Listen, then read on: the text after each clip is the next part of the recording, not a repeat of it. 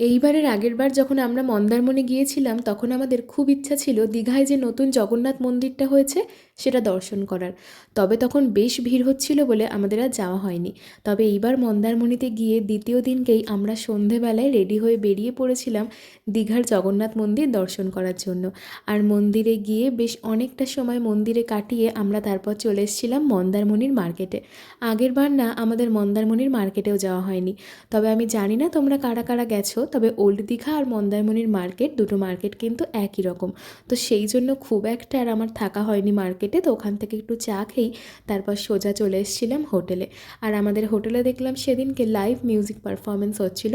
তো কিছুক্ষণ দাঁড়িয়ে দাঁড়িয়ে গান শুনলাম। আর মার্কেট থেকে বাড়ির সবার জন্য কিছু না কিছু কিনেছিলাম, তো রুমে এসে সেগুলোই গুছিয়ে রাখলাম। আর স্ন্যাক্সে অর্ডার দিয়েছিলাম হারিয়ালি চিকেন কাবাব। আর ডিনারে ছিল হচ্ছে মকটেল আর তার সাথে মিক্সড ফ্রাইড রাইস। সো আজকের শর্টস ছিল এইটুকুই। তোমাদের কেমন লাগলো অবশ্যই জানিও। টাটা।